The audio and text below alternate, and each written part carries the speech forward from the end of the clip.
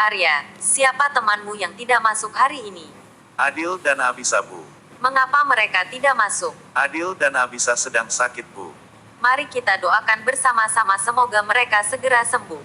Amin. Oke anak-anak, kita lanjutkan ya. Hari ini kita akan belajar tentang sumber daya alam. Sumber daya alam adalah kekayaan alam yang dapat digunakan manusia untuk memenuhi kebutuhan hidupnya. Sumber daya alam ada dua, yang dapat diperbarui dan tidak dapat diperbarui. Adakah yang bisa memberikan contoh-contohnya? Saya, Bu.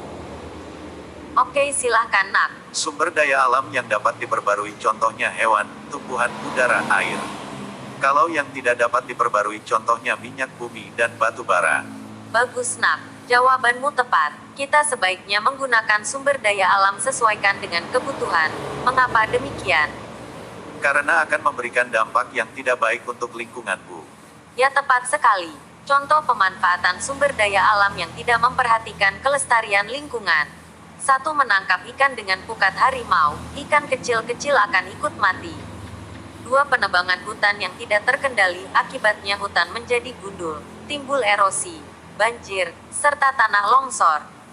Untuk itu anak-anak kita harus bijak dan bertanggung jawab dalam menggunakan sumber daya alam agar tidak cepat habis dan kelak anak cucu kita masih bisa menikmatinya.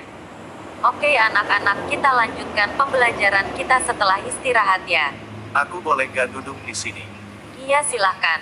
Kebetulan aku mau tanya kamu tentang pembelajaran yang kurang aku pahami.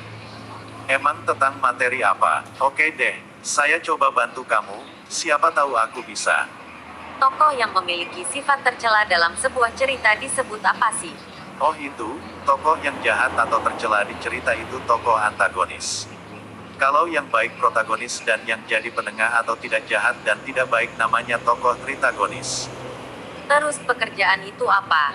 Kalau pekerjaan menurut kondisi geografis itu apa sih? Bisa gak kamu jelasin? Pekerjaan itu kegiatan yang harus dilakukan manusia untuk dapat memenuhi kebutuhan hidupnya. Maksudnya menurut geografisnya sih menurut tempat tinggalnya, contohnya pekerjaan penduduk di dataran rendah itu petani sawah, pedagang, karyawan, tukang, dan sebagainya. Terus kalau di dataran tinggi pekerjaan penduduk di sekitar biasanya petani sayur, petani buah, pemetik teh, dan lain sebagainya. Dan yang berada di pesisir pantai. Nah pekerjaan di daerah sana itu ada nelayan, petani garam, pemandu wisata, penjual souvenir, dan lain sebagainya.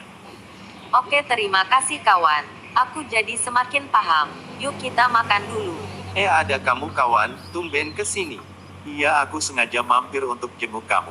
Oh iya bagaimana keadaanmu? Kamu sakit apa? Aku demam dan lemas, karena ada peradangan di tenggorokanku. Tapi alhamdulillah ini sudah mendingan setelah minum obat dari Pak Dokter. Alhamdulillah senang dengarnya. Aku tidak bisa berlama-lama di sini, karena aku belum izin pada mamaku. Cepat sembuh ya teman, biar bisa main dan belajar bareng lagi. Aku pamit dulu ya, assalamualaikum.